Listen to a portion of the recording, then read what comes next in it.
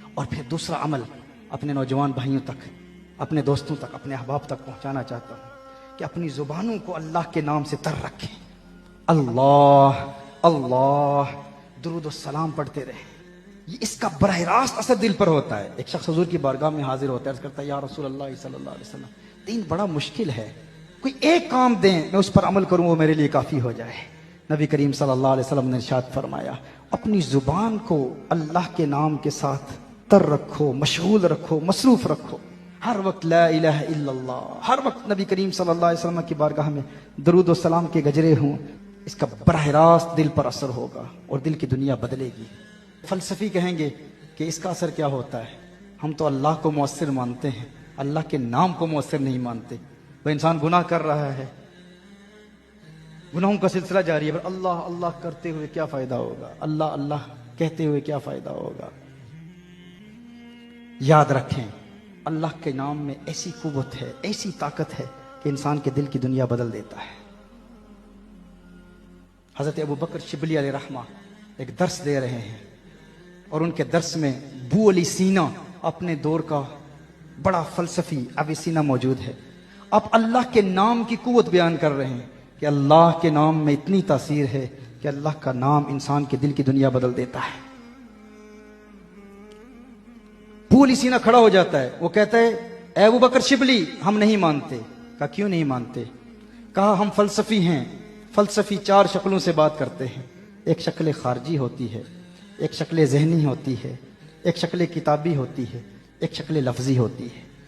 اب جہاں اہل علم بیٹھے ہیں، فلسفہ پڑھنے پڑھانے والے، آپ احباب کے لیے آسان کر دیتا ہوں۔ شکل خارجی مثال کے طور پر آگ ہے، آگ، آگ کی ایکچوئل ایگزسٹنس، اس کا خارجی وجود اس کی شکل خارجی ہے۔ شکل ذہنی کیا ہے؟ آپ آگ کے بارے میں سوچیں تو اس کی شکل ذہنی ہے، آپ کاغذ پر آگ لکھیں تو شکل کتابی ہے، آپ آگ کا تلفظ کریں تو شکل لفظی ہے۔ تو ابو علی سینا نے کہا ہم تو خارجی ایگزسٹنس کو، ایکسٹرنل ایگزسٹنس کو، شکل خارجی کو مؤثر مانتے ہیں کہ آگ میں یہ تاثیر ہے کہ کسی چیز کو جلا دے، لیکن جب ہم آگ کے بارے میں سوچتے ہیں، آگ کی شکل ذہنی، تو ہمارا دماغ تو نہیں جلتا۔ کاغذ پر آگ لکھتے ہیں شکل کتابی تو کاغذ تو نہیں جلتا۔ آگ کہتے ہیں، تلفظ کرتے ہیں تو زبان تو نہیں جلتی۔ تو ہم اشیاء کی شکل خارجی کو مؤثر مانتے ہیں کہ آگ خود جلائے گی، لیکن شکل کتابی، شکل ذہنی، شکل لفظی یہ مؤثر نہیں ہوتی۔ کہا ہم نے تو اب بھی اللہ کے وجود کو مانا ہے کہ اللہ دلوں کی دنیا بدل دیتا ہے، لیکن تم کہتے ہو اللہ کا نام دل کی دنیا بدل دے گا، دلوں کو پاک کر دے گا۔ ہم اس بات کو کیسے مان سکتے ہیں؟ ہم شکل خارجی کو مؤثر مانتے ہیں۔ ابو بکر شبلی علیہ رحمہ اللہ کے ولی ہیں، ان کی دعوت و تبلیغ کا کام اپنا ہے، جدا انداز ہوتا ہے اولیاء کا۔ انہوں نے کہا تو گدھا ہے، اب گدھے کو کون سمجھائے۔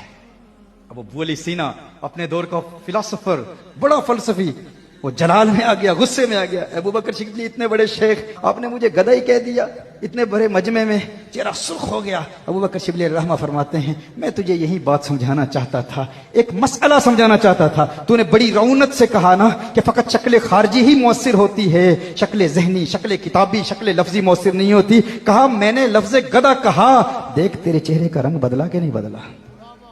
کہا میں نے گدھا کہا، اگر گدھے کے نام میں اتنا اثر ہے کہ تیرے چہرے کا رنگ بدل سکتا ہے تو اللہ کے نام میں اتنا اثر کیوں نہیں ہوگا کہ تیرے دل کا زنگ دور کر دے گا، تیرے دل میں نور پیدا کر دے گا۔